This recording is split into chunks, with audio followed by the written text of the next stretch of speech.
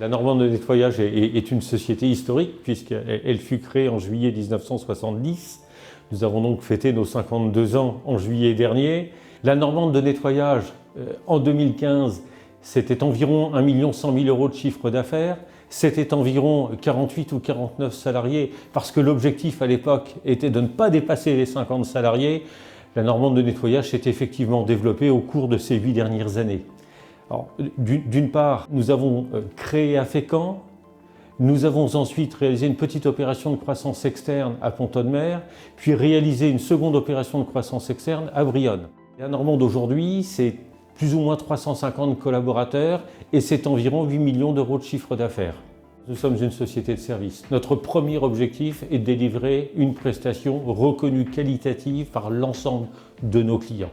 C'est vraiment aujourd'hui cette culture du résultat, cette culture de la performance. Et là, je ne fais pas référence à la performance économique, je ne fais pas référence à la performance financière, mais je fais référence au résultat.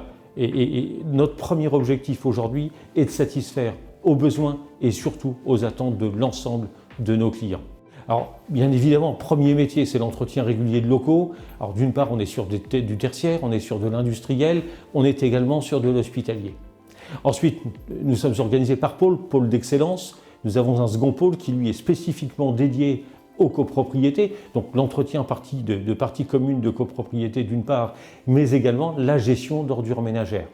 Troisième pilier, nous faisons du lavage de vitres en haute et très haute altitude. Alors cela va effectivement de la simple vitrine de commerçant à la tour de contrôle d'aéroport en passant par les plus grands dômes de piscine. Nous offrons un quatrième métier qui est celui des travaux exceptionnels. Alors derrière travaux exceptionnels, il faut entendre nettoyage de fin de chantier d'une part, mais également remise en état.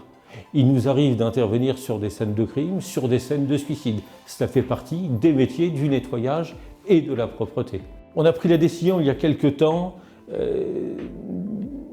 de développer de nouveaux moyens de transport. On a travaillé en collaboration avec une structure qui s'appelle MyBicloun à Lieuret de développer un vélo utilitaire spécifiquement dédié aux laveurs de vitres. Ces 2 premières unités aujourd'hui sont utilisées par de jeunes laveurs de vitres qui sont d'excellents laveurs de vitres mais qui n'ont pas de permis de conduire. Donc ça nous permet effectivement d'une part de tendre des mains à l'endroit de celles et ceux qui n'ont pas eu la chance ou qui n'auront jamais leur permis de conduire mais qui sont d'excellents agents. C'est de l'intégration, c'est de l'inclusion positive et cela fait aussi partie effectivement de ce que nous souhaitons mettre en exergue, mettre en évidence. Parce que notre filière, ce n'est pas uniquement un plumeau, ce n'est pas uniquement un aspirateur, mais c'est une multitude de métiers dans un secteur qui reste très inconnu aujourd'hui.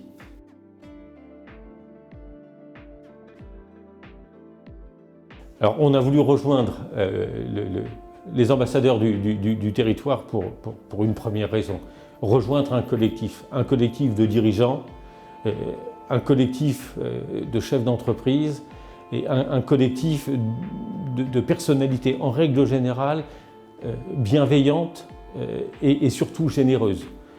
Quand on s'implique bénévolement dans ce type d'association, c'est parce qu'on aime son territoire et je considère quand on se prétend être acteur de proximité, il est important de l'être vraiment. Il y a quelques mois, après très longues recherches, j'ai acquis des locaux rue Jules Ferry.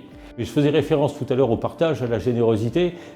On a pris la décision d'y installer une salle de réunion plutôt spacieuse, plutôt confortable.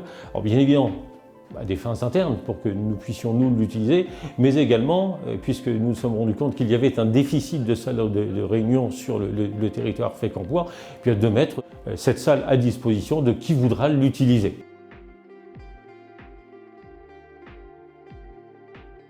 L'attractivité du territoire passe par le dynamisme des équipes de l'agglo, mais également par les différentes structures telles que la CCI Seine-Estuaire.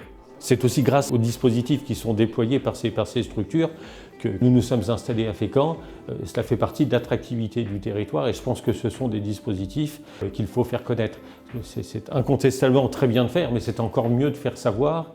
Un territoire riche historiquement, avec une économie qui fut florissante, mais qui s'est malheureusement émoussée ces dernières années. Aujourd'hui, l'agglo capitalise sur ses richesses Et très clairement, ce terreau est incontestablement fertile.